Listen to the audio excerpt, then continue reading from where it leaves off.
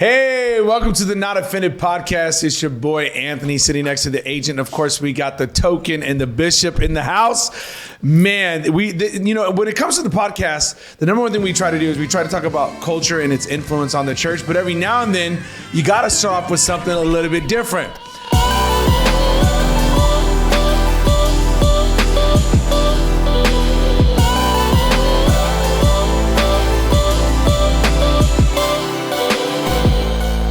So, boys, gentlemen, I got something for you.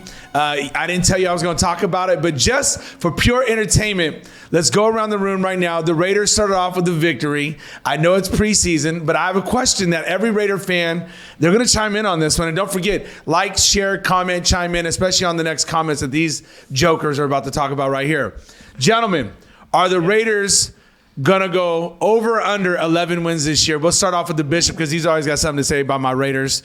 And those of you who don't know, the Bishop is a Niner fan. At least he says he's a Niners fan. I don't know. He don't know nothing about him, but he's a Niner fan. That's how you Niner fans roll. But anyway, Bishop, Raiders going over under 11 wins this year. Go ahead and tell me why not?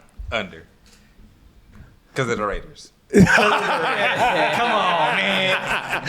Oh my gosh, because of the Raiders. This guy, somebody blow him up in the comments. If you got his number, harass him. All right, go ahead, Mike. What we got? Over under 11 wins for the Raiders. Going under. God, oh my goodness. Come on. I like the Raiders. I think they got a good squad, but your division is stacked. If you split every game in your division, that's 3 losses right there. Not to mention. Oh, you're just doing math now. That's how you're doing. This is just math. Yeah, I mean, if we were betting, that's how you would do it, right? If we were betting. I mean, so are you telling me not to put 100 down that they're going over 11 games? I think a 10-win season in your division would be a 10-win season. Look at your division. Yeah. A 10-win season in your division is a huge win if you're a Raider fan. All right. Well, I'm thinking Super Bowl this year. What are you thinking, Bill? Come on. What are we doing, Raider fans? I hate it. They do this to us every year, guys.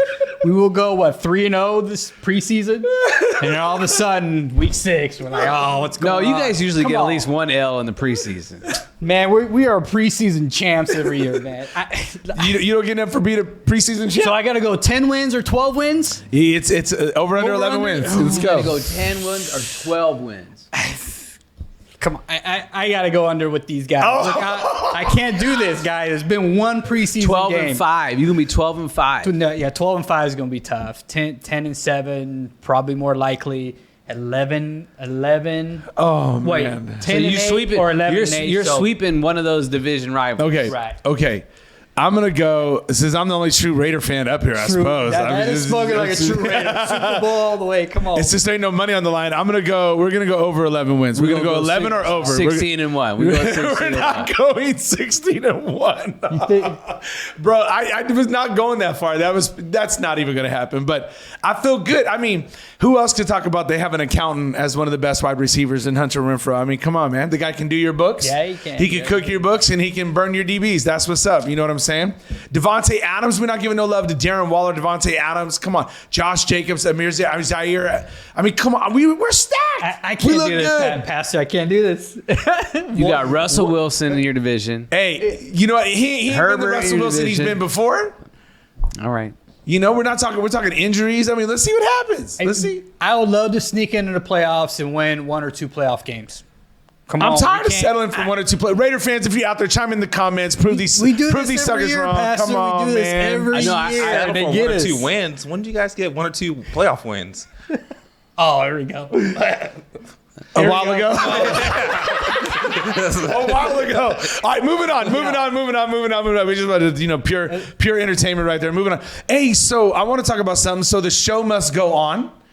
Apparently, my boy Jake over here, who's producing the show right now, drove by the Tower Theater on Saturday, and I guess they didn't shut down for 30 days because Hanging with Mr. Cooper was in the building doing a comedy.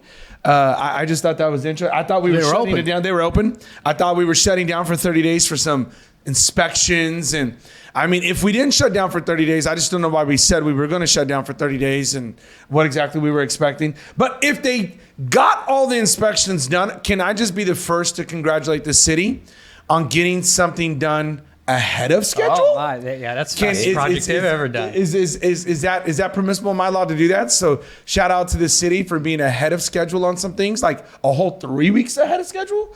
So I just thought that was good. Any thoughts on that? I think there was speculation that it was done on the Washan side, which is where the painted table used to be, but I thought we were shutting everything down that was associated with the theater to do an inspection. Did I read that wrong? Anybody know? Anybody? Well, I'm not surprised that they lied. Oh, okay. So we're There you just go, calling it a Mike. lie. How We're just about calling it a that? lie? Yeah. Okay. How about that? I'm not surprised that they lied. How about this? I'm not surprised that they're disingenuous. Oh, so you not go. necessarily lies. So disingenuous. yeah, to say okay they lied, whatever, because they're gonna go out and say, well, that's not exactly what we said. All right, well, okay, whatever. Is that kind of like inflation? It's not inflation. It's kind of it's how inflation. you look at the numbers. It's how you. Yeah. Oh, It's how okay. you look at the numbers. They had a month to get it done, Did and we if we say- get it done sooner. We say repair. We didn't mean like repairs, Oh, right? okay, they We didn't mean change like up. fix it, you fix know. it. We just It was a diagnosis then, and not a fix, not a repair. we had to make sure there was doors on the building. Okay, they had doors. All right, we good. No, I mean, of course they were going to do that. I mean, they had the marquee up with Mr. Cooper for. Well, their social media had been promoting true. Mr. Cooper coming for a couple weeks. Right. The same week we got kicked out, it was already on their social media. That's true. So I mean, they're just really unethical and immoral people. Which, by the way, I have no problem. I mean, the theater is there to do a show. That's not the issue. It's just, I think sometimes just being open and being transparent about what is actually taking place, right? I think just to let everybody know what's really going to take place. But you know what? I mean, we knew it wasn't going to get canceled, right? I mean, come on. We saw they were still promoting it, still trying to sell tickets. And then I think Jake's going to show a video of that. But then they're hanging out in the back and they're doing all this stuff. But they did also say they were going to have to do other repairs for ADA accessibility and all this stuff. So I just think, you know what? Let's just be forthcoming in what we're actually doing. That's just my thought. We've been saying it for weeks on here. The whole reason they're locking doors and telling us that they need to do repairs was to get Adventure Church out. So just come out and say, hey, we want you guys out, right? Instead of doing this ploy of we got to maintain the building and keep it historical, all that stuff. Which, by the way, for your enjoyment, you're going to watch another video right here. I have a video of Lawrence in his own words talking about how this had already been historically registered and all these things. And I just thought it was interesting. So you guys could go ahead and watch this. Just sharing some facts with you that Esmeralda's not putting out there. Here is an award that we won for historic preservation. This was from the League of Historic American Theaters that was awarded to us. So this is for Esmeralda. So just in case she doesn't know what building she represents, this one has already been preserved and won many awards.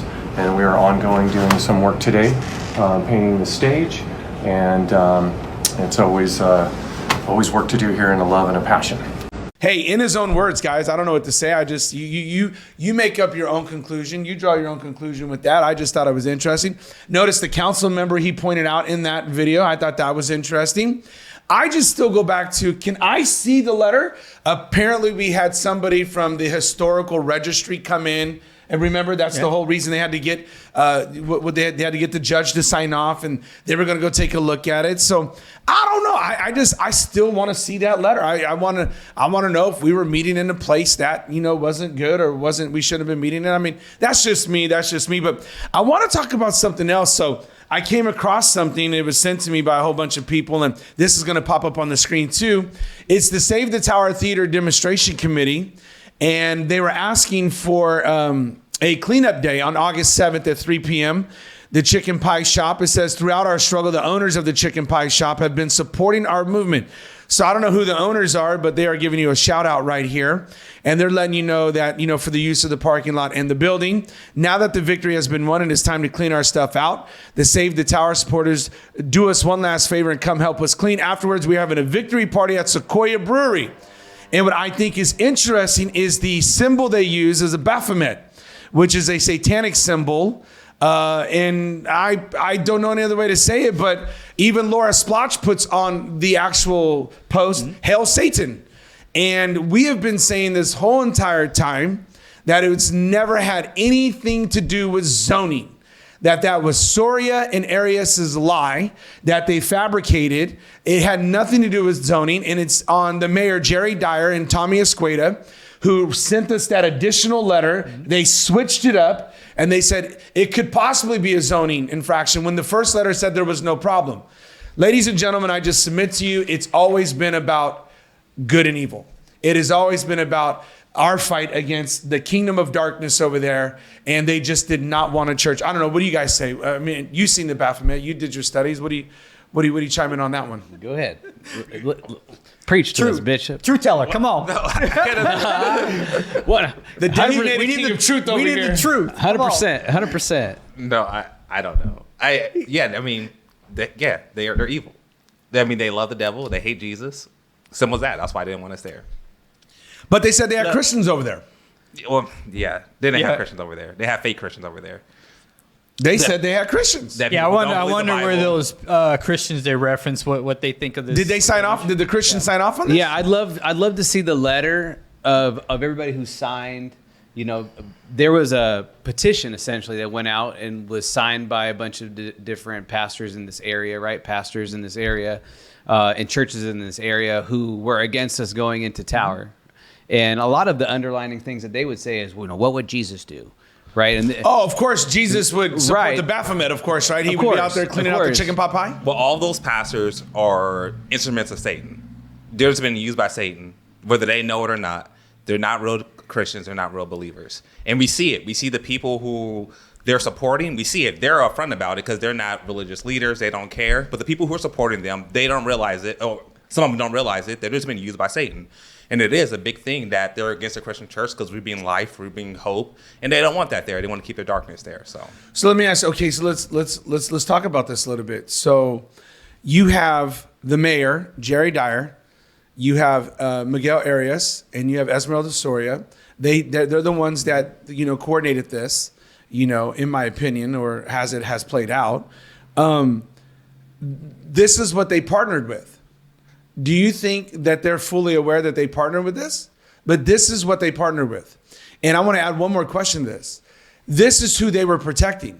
This is where the cops went up and set up barricades, which, by the way, did we ever get any help? Did the police officers ever give us any help? How many times did we call Fresno PD? How many times did we say, hey, we were being harassed? How many times did we say our congregation was being harassed? Where was our barricades? Where was our public safety? I'm just asking a question because this was a full-blown demonic attack against our church. And we have the proof right here. This is a pentagram. This is Hail Satan. Where is the church?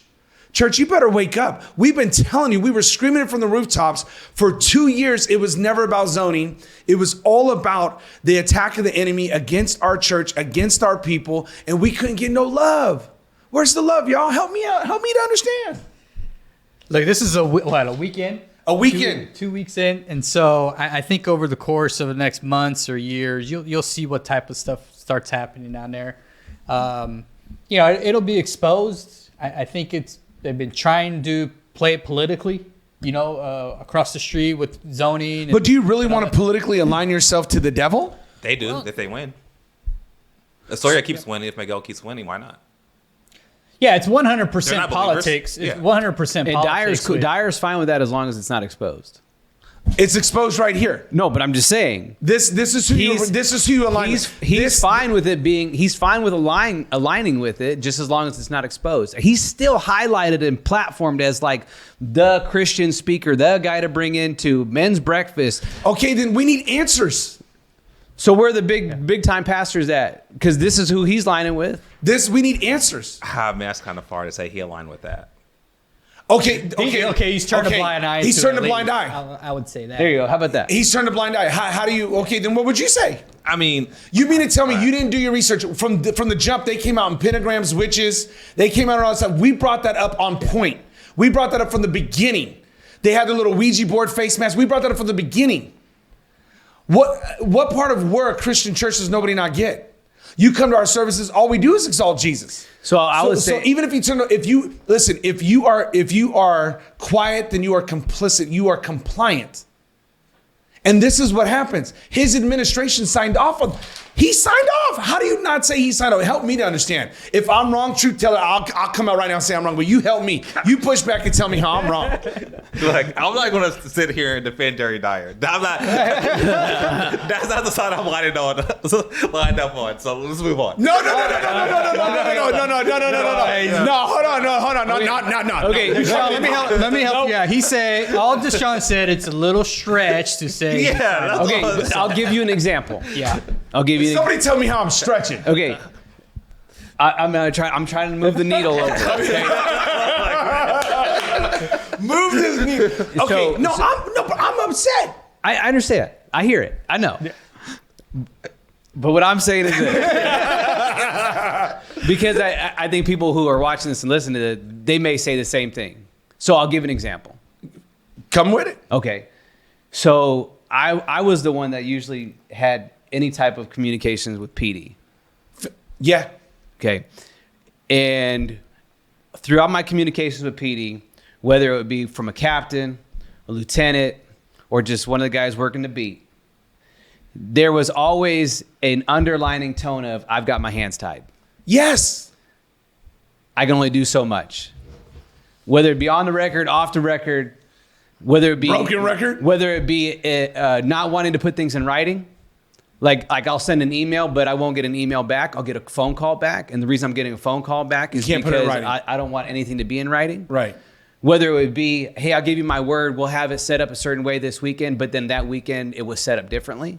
Whether it was, hey, this weekend I know that you've got some stuff on your radar, meaning us. I know you got some stuff on your radar, so we'll have this set up a certain way.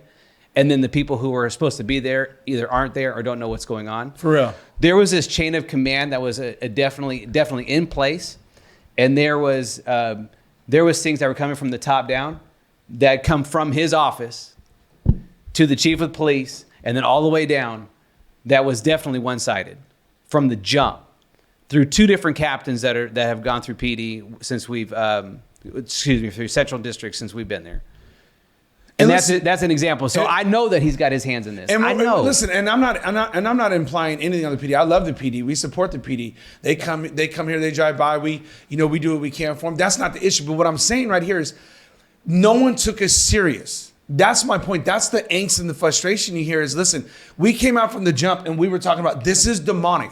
They came out with abort Jesus. They came out with pentagrams. They came out with witches doing hexes and all this stuff. And now we're saying this is the culmination of it all. This is what I'm saying. So if you want to tell me that he wasn't listening and they weren't understanding, then that's on them, because we've been saying it from the beginning. But I'm going to tell you right now, they're not getting off the hook now. Why now? Yeah. Now that they fully come out and said, "Hail Satan," bruh, we've been saying that from the jump. It ain't my fault you didn't listen, you didn't believe me. But when him and I talked, I told him what it was. So you're darn right I'm going to get up here and say, this is signing off on it. This is what you got. That's what it is. Hey, you ain't the only one who spits truth up here. Verdad? Okay, there you go. What you got to say? Here's the thing. Here's the more or thing. less. Yeah. Here's the thing, or what? No, we know. I think I mentioned this here before. Yeah. Jerry had said 95% of the people in the rest of the city of Fresno don't care about this Tower Theater issue, right? And so he took a political position that said, you know what? I'm willing to give up Adventure Church can be a pawn in this whole thing so I can get what I want for 95% of the people. That's the position he took. And so if we had to be the one that kind of got thrown out there, so be it. But we have a chance to talk about it. Like you said, we're not going to stay quiet and pretend like it didn't happen, right? This is exactly what happened. So I don't know. You're gonna help me understand. You got something else you want to push back on right there? No. I just think that's what I'm saying. If it walks like a duck, it quacks like a duck, and it looks like a duck, I don't know. This is me. It's probably a duck. If you hear that conversation, you hear all these things, offering other buildings, offering us the memorial, doing all this, when we were telling you the whole time, the only reason they don't want us there. Listen, I'm gonna make this real simple. Y'all need it right here. This is real simple. 2 reasons they didn't want us there. Number 1 is we're a Bible believing church, period. That's it. Bible believing church. Number two, they did not like the fact that they couldn't dox me, that they couldn't get rid of me, that they couldn't get people to stop showing up to church. They tried COVID. They tried using my conservative platform. They tried everything, and they couldn't shut this voice up, and they couldn't knock the smile off my face. They had to get this other type of Trinity as Soria, Dyer, and Arius together to finally get rid of us. They had to basically almost pay twice as much for the building just to get rid of us. And that's why you see the angst. That's why you see the frustration. People need to wake up. They need to see what really happened. This is proof of what we've been saying the whole entire time. So for the rest of the Christian community up there, this is a fight coming near you. Matter of fact, they were trying to dox the well. There was flyers all up downtown of this speaker that the well had at their church, and they were trying to say everybody boycott the well because this guy is apparently against transgenderism and homosexuality and all this. And they were saying hashtag the well and everything and tell them that they're not, that they're not affirming. It's coming to a church near you. And I said it 2 years ago, I'm the canary in the gold mine. Y'all better wake up. Y'all better wake up because it's coming. And this to me is just proof positive. That's all I'm saying. Yeah, I know an influencer who's from Fresno, and she's got a really big following. And she went after the pastor at the well because I guess he's doing either a marriage series or a sexuality series, something like that. Which, by the way, good for him. You're supposed to. Yeah. God is the one who created the sexes. He said in the beginning of Genesis, I created male and female. Don't get it twisted. You can believe whatever else you want to believe, but if we believe the Bible, it's male and female. That's it. It's just that simple, right? So I just think it's interesting. What do you guys think about this part? They're partying at the Sequoia Brewery. Everybody kept saying the Sequoia Brewery wanted to stay out of it. It sounds like they were pretty much in it the whole entire time. Well, there was definitely room inside for them to party. That's for sure. Let's just say it wasn't a full house. Oh, okay. Did you drive by or something? Nah. I don't know if have they ever had like every table taken at that place? No, I've been there like once. I just drive by. They got the windows speak for themselves. You can look right in, or the parking. Well, I don't really drink beer either. I'm just throwing that out there. Jesus turned water into wine, not water into beer. No, I'm just kidding. They were all coordinated together. Obviously, the protester group raised $50,000 to start their attorney fee, and so it was all together. I wonder if Lawrence showed up though. Was Lawrence at the party? Ooh, look at that! Oh, now we talking. If somebody has a picture of Lawrence at the brewery on Sunday celebrating with the Save the Tower, we did see him. I was going to bring that up. Go ahead. See him when last week went across and was shaking hands with one of the main protesters who pretty much told him to get out of town. So he's making it up and being all friendly to the folks that have been coming at us for 2 years. So that was interesting. I think no surprise, I don't think. I think this whole thing is interesting. I think the longer this goes on and the more that plays out, we're going to really see who everybody. The thing that I speculate, and I'm just speculating, what backdoor deals were done, like what handshakes were done, what was done with a wink and a nod. I don't know. Is that too much speculation there? Or you guys think something? I mean, it is political, and that's how things get done. Yeah, I wouldn't be surprised. I think at some point it turned to that. Oh, we know it turned to that. Yeah, it certainly turned. But like I said before, we'll have our day in court, and it'll be interesting to see what happens over there over the next year or so. So since we're on the political spectrum, we're talking about apparently everything Fresno right at the moment. So 2 more things coming out of City Hall. First off, we got the Esmeralda Soria and Mike Karbassi lawsuit moving forward. It's still hot. It's hot. She tried to get it thrown out, or she's going to try to get it thrown out. He tried to get a quick settlement because they didn't file some paperwork correctly.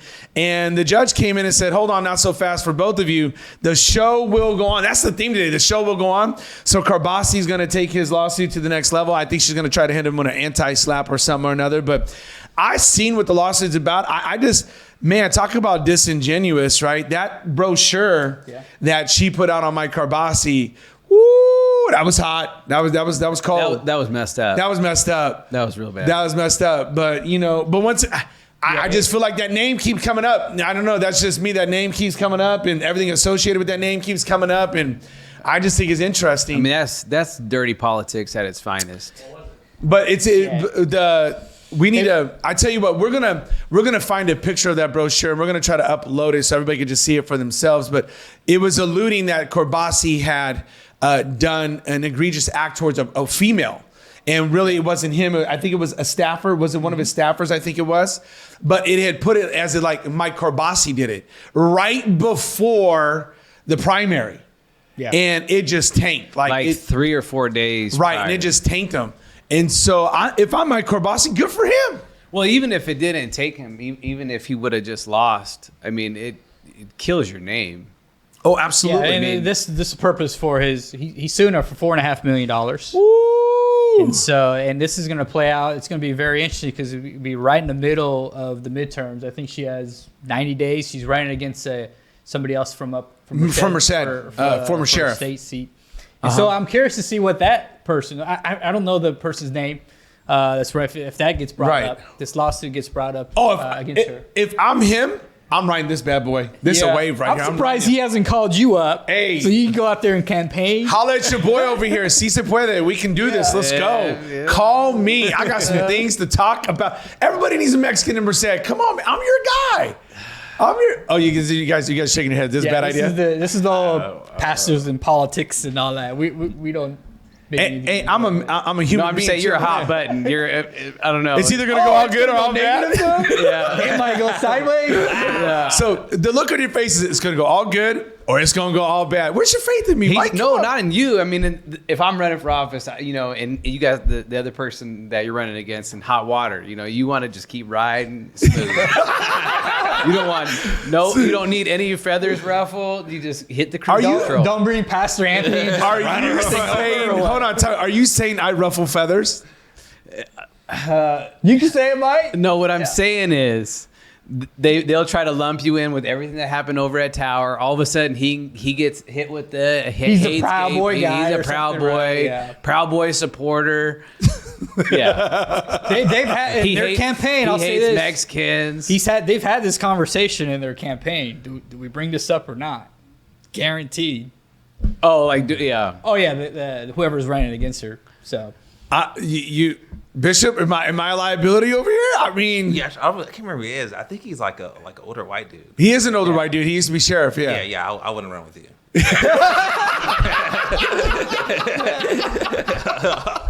So what you're telling me is I'm not Rocky Balboa. I'm not the people's champ. That's what you're telling me. How am I a liability? What do I do? Like Mike said, it's keep it calm, clean. That don't win. Yep. Nah, it's gonna get dirty. No, let her get dirty. Let her get dirty. But he's got to have something back. But hey, man, this is just my opinion, but I feel like he who strikes first wins a lot of these times in the politics. I'm just saying. But I can't believe you guys think I'm like, you all need to comment on this. Thank you for tuning in to the Not Offended podcast. Y'all need to comment. Am I a liability? What makes me a liability? I haven't said anything today that made me a liability. I'm only speaking truth. That's the problem. Politics. You gotta. Speaking truth and being a liability are not two separate things. Okay, go ahead. What do you mean? Well, politicians don't speak truth for one. So right away, you're a liability. You'd be a terrible politician if you speak truth all the time. Okay, well, since we're speaking truth, we're talking about City Hall still. So we got the mayor and Councilmember Bredefield going back and forth. We saw it in the Fresno Bee. And the mayor used some colorful language that apparently his representative, his spokesperson said he hasn't used in, 20 years? You can read the article on... Wait. Hold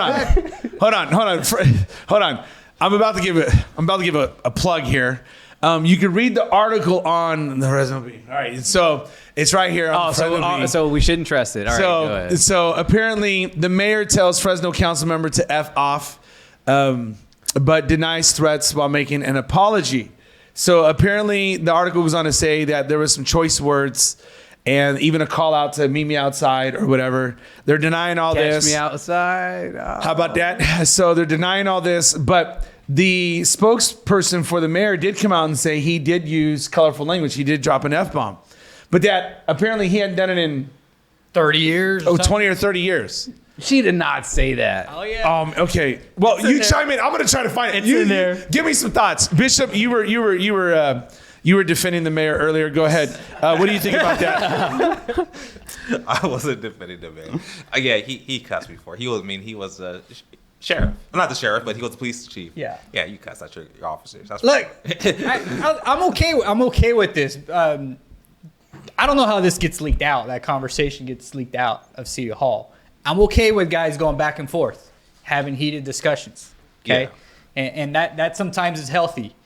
But what starts happening is when your house is burning down or there's smoke, there's a lot of stuff that starts coming out and a lot of bickering going back and forth. Well, everyone And so- hates Butterfield. I mean, I love the guy now. I mean, I'm down for him to be mayor.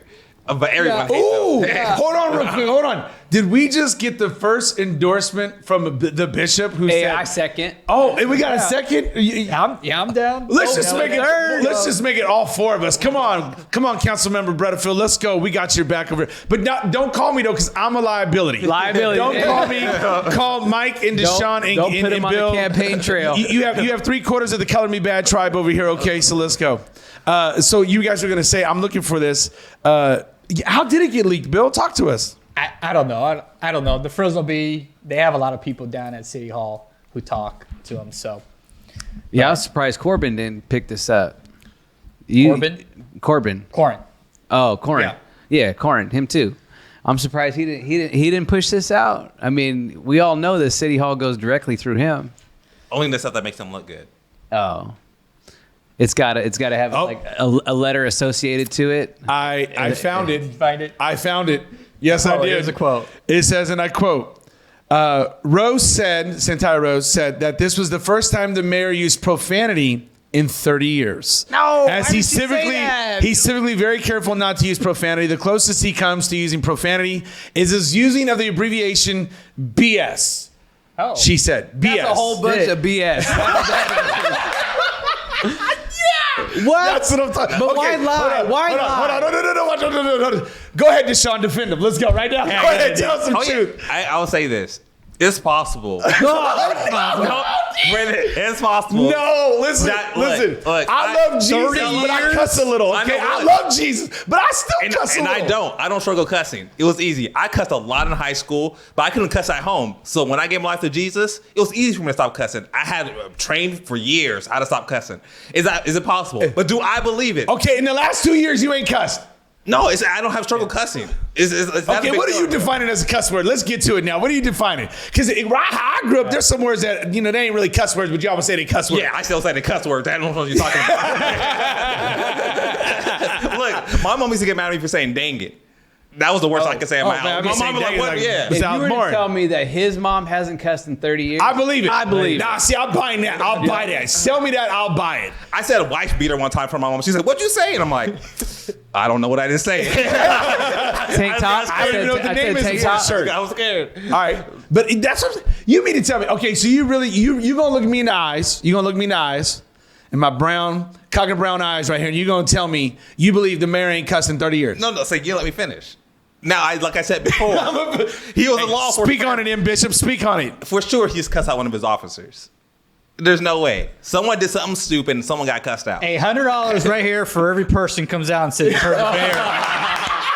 $100 from Bill. You're right. I've heard the mayor say that. Here we go. I'll be first. I heard the mayor's no. Yeah. Oh my gosh. There's no way. Hey, but here's the deal, though. Disingenuous again. Yeah. Just be honest. Okay, but here's my point. Who cares if you cuss? Yeah, no one's gonna. No, we would have been like, oh yeah, I can see why you were mad. Because Yeah. I think the context was that Butterfield said something on social media, and it basically like It was against him and the policy. Well, no, they were trying to get. There's that guy Wiener in San Francisco was trying to get Fresno to be a pilot program to have the bars open till 4 a.m. He was endorsing that? Yes, he was. The city was gonna be. I believe this is speculation. This is what I heard. Of course, it's all secondhand. Everything sneaks out, right? That they wanted Fresno to be a pilot program to 4 a.m. As if Fresno don't have enough problems, you're gonna keep the bars open till 4. Well, that dude Wiener's evil too. He is way That dude beyond needs evil. to walk off a cliff or find Jesus. That'd be great. One of those two. How about find Jesus before you? That might be important. One or the other. Oh, wow, you're falling off. Yeah, all right. Most people do while they're falling off a cliff find Jesus. But my point is, it was. But here's the thing. Who cares? So what? You let a cuss word slip. Yeah. I mean, geez, I'm a pastor and I've let a curse word slip, and I know other pastors aren't going to admit to that. But if you have to go out and say that, you're trying to keep this squeaky clean image. What image? Instead of just being real, like, hey. Nobody believes you anyway. If I got up on Sunday and said I haven't cussed in 30 Google years, him in his past. You think we gonna believe that? Wow. Even I haven't gone that far yet, Mike. Okay, thank you for tuning into the Not Offended podcast. We're just gonna offend everybody today. This is good. Let's just be honest. No, we are honest. yeah. Nobody expects you to be perfect. But what I'm saying is this: if I got up from the pulpit tomorrow night and said, I ain't cussed in 30 years, that's a lie.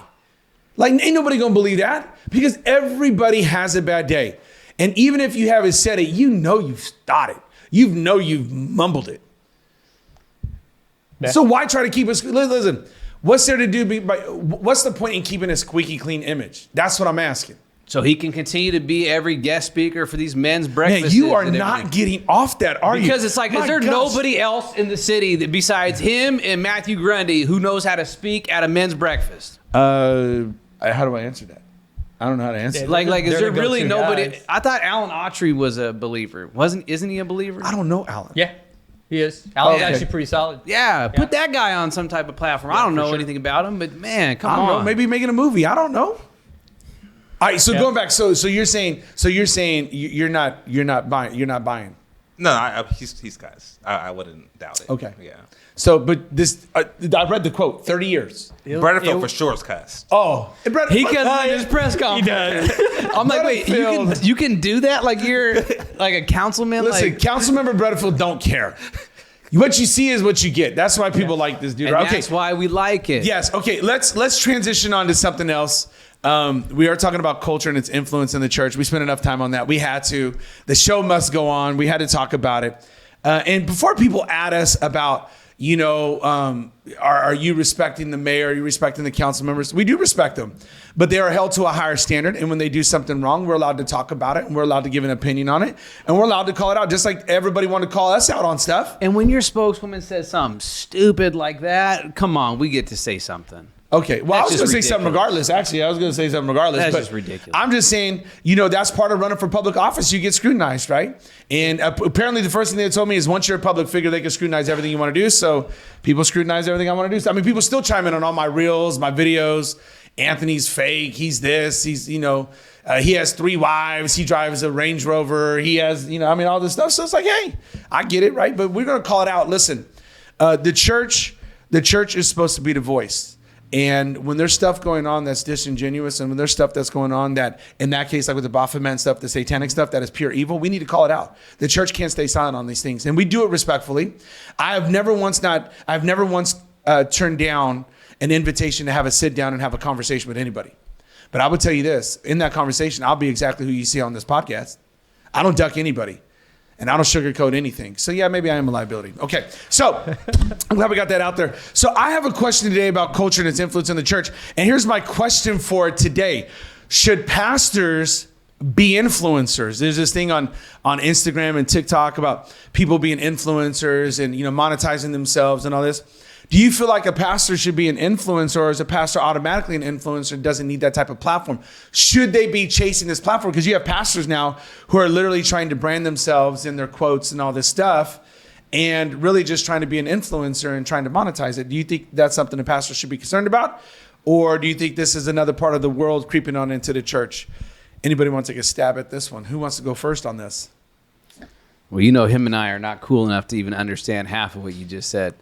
So I know. I was like, I need Jake. Yeah, Jake, where you at? The defined influence. Okay, so what's the downside on doing that? Like, what would the argument be for pastors to do that? Well, you're concerned. You have a primary concern of basically building your brand, and you are the brand. So your name, your reputation, some of your quotes. So the whole thing is to get your brand out there, to build a bigger following on social media. Yeah, I have a problem with that.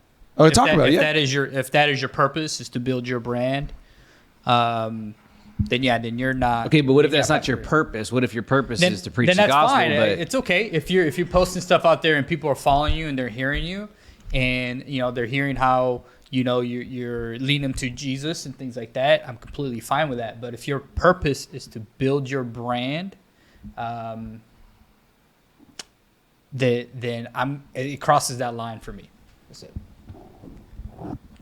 I guess that means preachers with sneakers is out of the question. Then is that we're back onto the shoes. We're back to that. What do you guys say? What do you think? What if you're building a kingdom and your brand is and you get popular? You building your kingdom or God's? No, kingdom? you build in the church, right? You build in the Okay, church, and that's all of a fine. sudden, but people are literally people come after you, say, hey, if you put this on, and you give us a shout out, then we'll give you some kickback. You become a sponsor. You guys have a problem with that? Like if you're a YouTuber, if you're on YouTube, You can monetize that brand any way you Completely want. fine. Should preachers be influencers?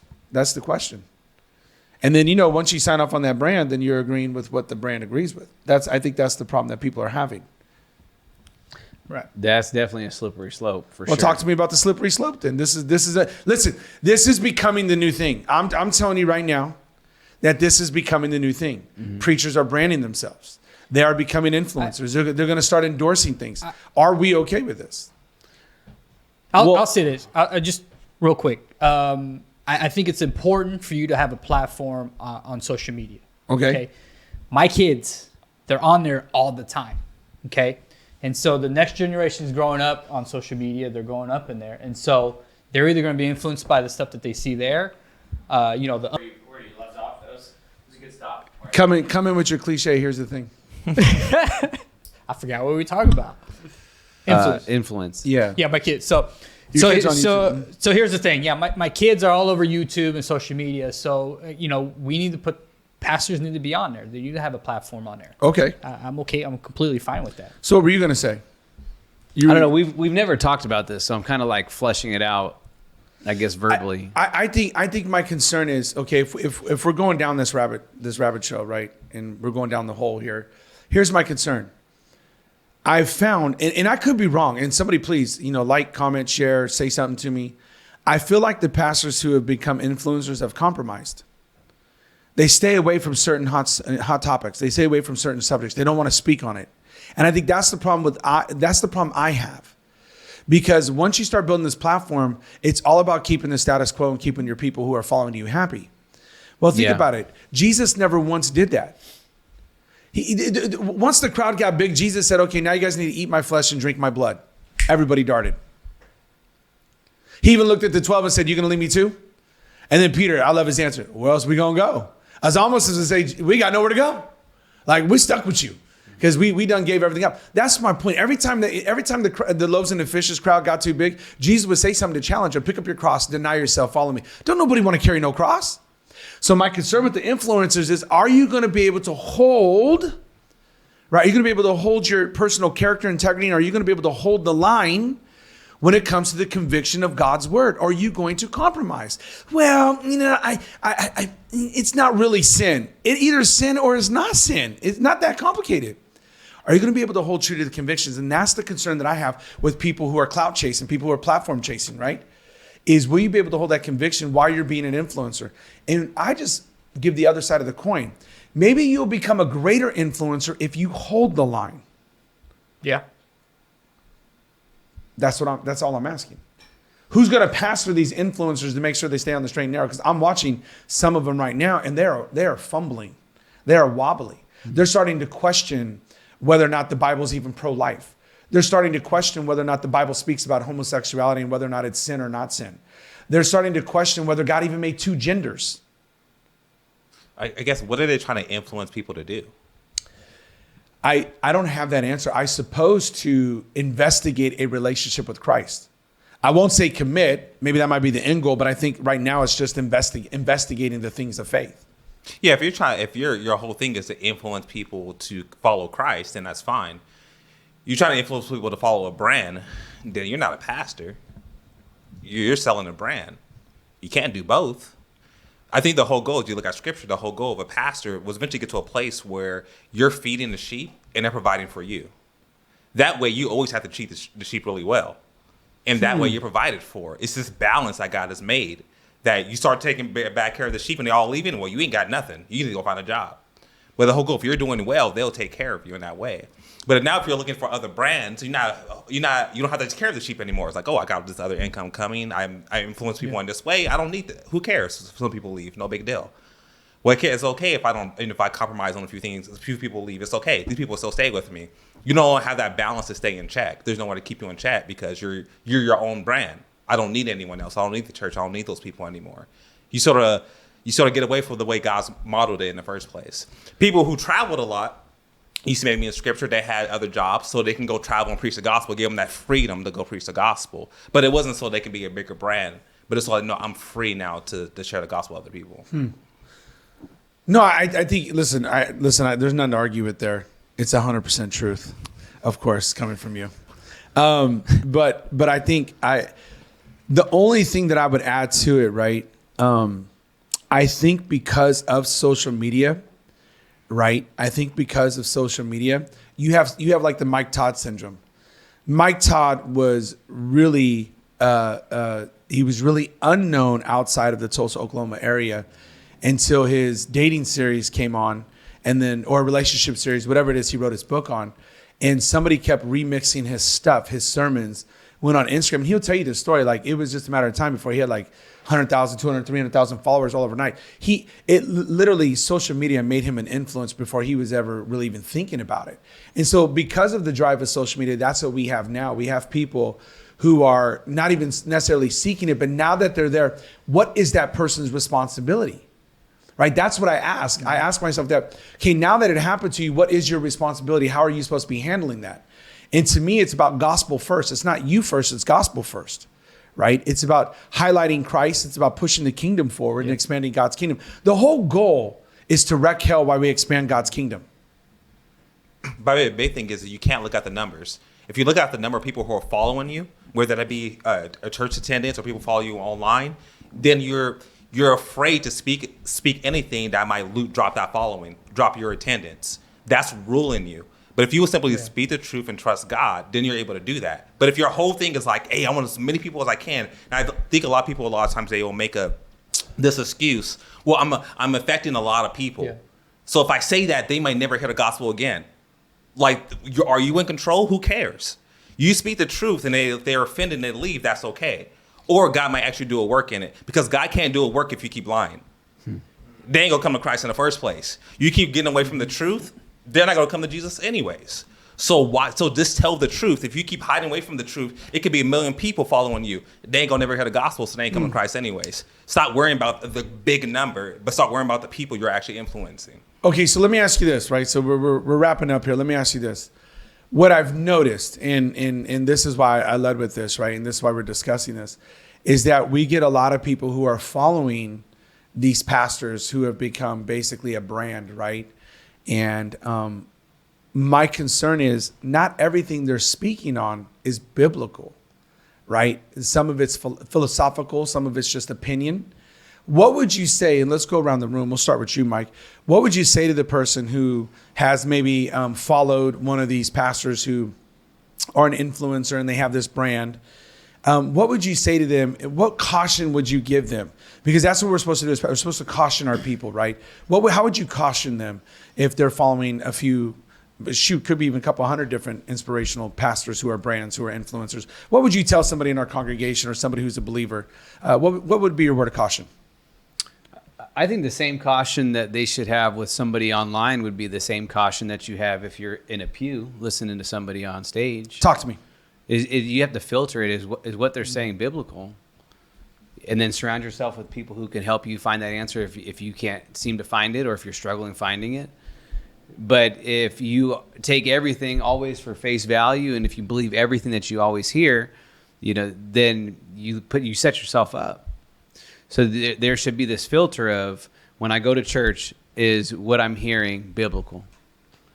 As I watch people live out their lives, does it speak to the truth? Are they walking it like they talk it?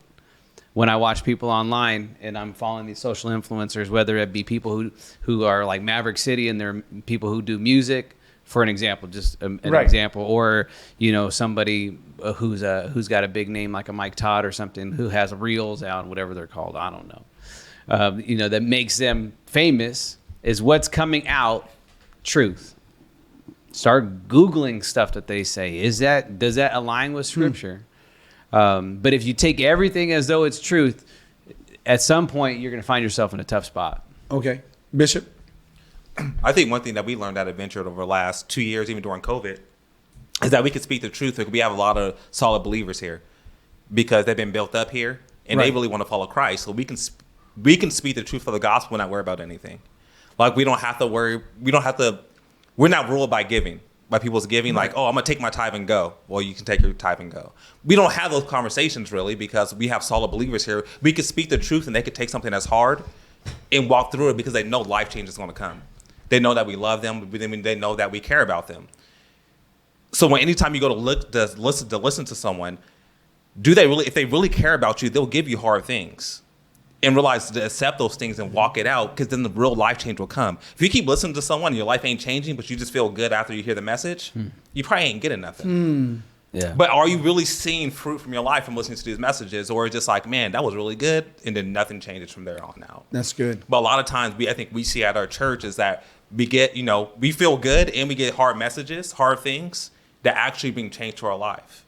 We tell people to do stuff they may not want to do, whether it be go to small groups or things like that. Go to a marriage small group, figure out how to spend your money. All those type of things that people at our church are used to hearing aren't easy things. That, hey, you don't have a making money problem, you have a spending problem.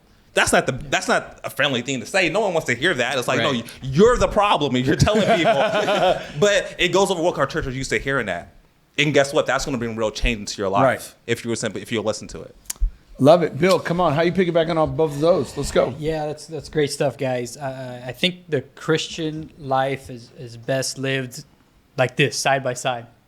And so you need to get up under a local pastor, right? You need to get up under a church that you can attend and hear a message from. Right. If the only word that you're getting is online from these influencers, and you feel like you're getting fed, it's not. It's very shallow, because like Deshaun was talking about, we get to see it. You as pastors get to see the real you. You guys get to see what I'm really going through, and then you guys get to speak on into my life. And so for you as a Christian, if you're seeking word and you're seeking, to follow Christ, you need to get up under some pastors, some local pastors that you can walk side by side with, instead of looking online and thinking you're getting a word from there. So, no, I think all of that is good, you guys. I think that's great advice. And my thing really is real simple. It's test it. If you can't find it in the word, then it might just be philosophical or an opinion. And by the way, not that opinions are always bad, or even the philosophy is bad, right? Depends where it's rooted in and what it's based in, right? I think for me, it has to go back to the word. It has to start with our theological formation. And I think that's the most important thing. And because I'm not gonna sit over here and just pastor bash and do all that. I don't do that. But I do want to make sure they're checking the boxes, right? And that they are preaching the truth and the word of God. And it's a theological formation, right?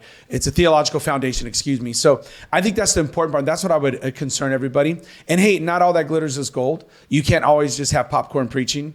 You're going to need to eat your vegetables as well, right? You're going to need to eat the solid meat of the word of God, not just drink the milk. So I think that's what's important. But I just want to caution all of you guys. The only brand that's out there is Jesus. And the greatest influencer was Jesus. It's all about him, and it's all about what he's doing through the local church, right? And I think that's what we got to keep the main thing. So that would be my word of caution out there. Hey, this has been a fun episode of the Not Offended podcast. I want to thank everybody for chiming in. I just think it's always great to hash this out with you guys, even though we don't always agree on everything. I do appreciate you guys, and and I'm making it my life's goal just to prove Deshaun wrong, just so I can get him a shirt that just says "You were wrong that one time." So just if you guys want to chime in on something, we'll have a setup question for him. And I just want to let everybody know we appreciate it. Go ahead and go ahead and share, go ahead and comment, but help us get the word out. Thank you everybody for everything you do for us. This has been the Not Offended podcast, and we're out. Peace.